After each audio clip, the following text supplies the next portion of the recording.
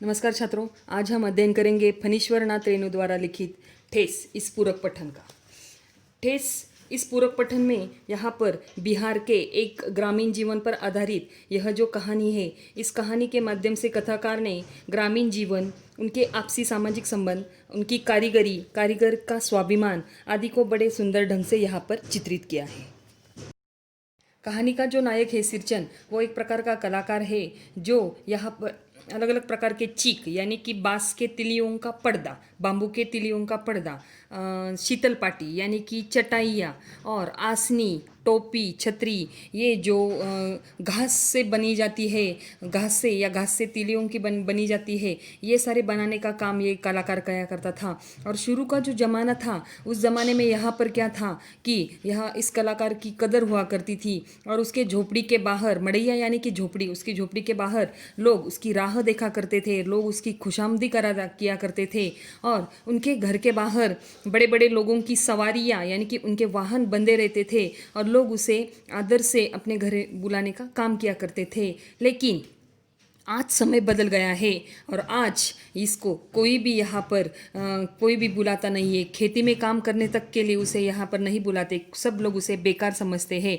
लेकिन फिर भी ये जो सिरचन है, वो सिरचन एक ज़माने में इतना माहिर कलाकार था कि आज भी वो ये कलाकारी पूरी तरह से करता है। लेकिन वो हर बार अपनी कलाकारी का पेश करते समय उसका जो मुबदला होता है वो पैसों में नहीं लेता, बल्कि खाने में लेने का काम करता है।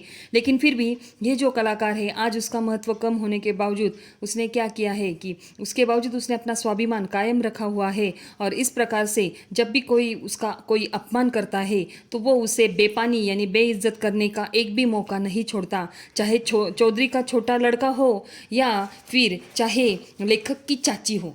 हर किसी को वो जगह पर क्या कर देता है, जगह पर अपना जो अपमान हुआ है उसका बदला लिए बिना छोड़ता नहीं है। और कई बार लोग उसे चटोर भी समझते हैं, चटोर यानी कि स्वाद लोलुप, यानी कि खाने का बड़ा शौकीन ये है, मुफ्तखोर भी समझते हैं, कामचोर भी समझते हैं। लेकिन फिर भी इसका इसे दुख नहीं होता है और ये उसकी तरफ बिल्कुल भी ध्यान नहीं देता है। और इस प्रकार ये क्या करता रहता है कि इस प्रकार ये सतरंगे ढोर के मोढ़े माने कि तृण घास, उससे वो शीतल पाटी यानी चटाई बनाता है। और इस प्रकार वो क्या करता है कि भूसी चुन्नी मूंज की रस्सियाँ बनाता है, यानी कि जो घास पानी में उगती है उससे वो क्या करता है, बड़ी बड़ी रस्सियाँ बनाता है।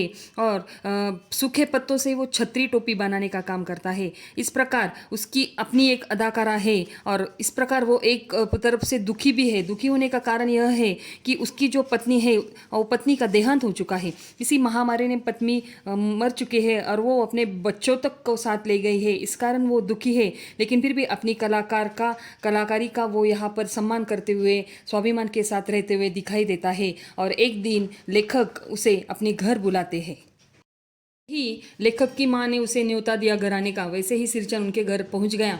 लेखक की जो बहन थी, उसके पति ने यहाँ पर मांग की थी कि इस बार तुम जब मैके से आओगी तब तुम 3 जोड़ी फैशनेबल चीक यानी कि पर्दे, पटेर की 2 शीतल पाटियाँ यानी कि चटाइयाँ, इसके साथ तू आएगी। इसीलिए तो लेखक की जो बहन है मानू, उसके लिए सारी चीज़ें बनाने के लिए सिरचन उनके घर पहुंच गया था। लेकिन वहाँ पर जाने के बाद क्या हुआ कि यहाँ पर सिरचन ने अपना काम तो शुरू किया, बड़े ढंग से शुरू किया। और वो क्या कर रहा था, पतली छुरी से बाँस की यानी बाम्बू की जो तिलियाँ होती है वो यहाँ पर कस रहा था। और अत्यंत सुंदर ढंग से रंगीन सुतलियों में झब्बे डालकर वो चीक बुनने बैठ भी गया। लेकिन क्या हुआ कि वहाँ से एकदम लेखक की जो मंजली भाभी थी वो वहाँ से गुजरी और उसने देखा कि कितनी सुंदर कलाकारी यहाँ पर हो रही है। और फिर उसने कहा कि अगर मोहर छाप वाली धोती देने से इतनी अच्छी चीज़ यहाँ पर बनती है, ये मेरे मैके वाले को पता होती तो मैं उन्हें खबर भेज देती।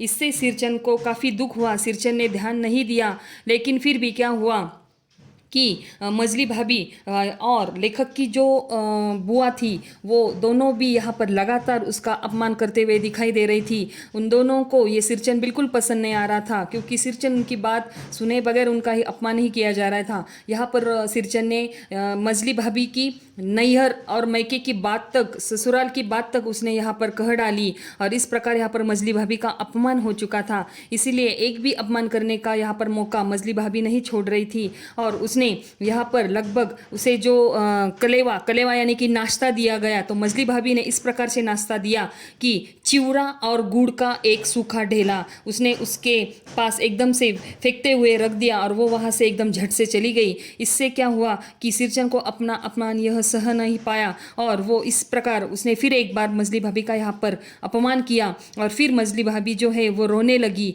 और यहाँ पर मजली भाभी और लेखक की जो बुआ थी दोनों एक दूसरे के साथ फुसफुसाते हुए नजर आई, और इस प्रकार यहाँ पर सिरचन को अपना बार बार अपमान होता दिखाई दिया। सिरचन फिर भी सह रहा था, क्योंकि लेखक की जो बहन थी उसे सिरचन अपनी बेटी ही लगभग मानता था, इसलिए सब कुछ सह रहा था। लेकिन क्या हुआ कि उसका गुस्सा इतना बढ़ गया, इतना गुस्सा बढ़ गया कि उसने वो सारा का सारा काम वहाँ अधूरा छोड़ दिया, और अधूरा काम छोड़कर वो अपने घर जाके जो उसके पत्नी ने जो शीतल पाटी बनाई हुई थी जो अब फट चुकी थी उस पर ही पड़े पड़े वो क्या करने लगा, सोचने लगा, और मन ही मन रोने लगा कि क्यों मेरी ये जो पत्नी है मुझे छोड़कर चली गई, और मेरे जो बच्चे हैं वो भी मुझे छोड़कर चले गए, मैं इस दुनिया में अकेला रह गया हूँ। और इस समय यहाँ पर लेखक वापस से उसे मनाने के लिए आता है, लेकिन सिरचन वापस लेखक के घर नहीं जाता है।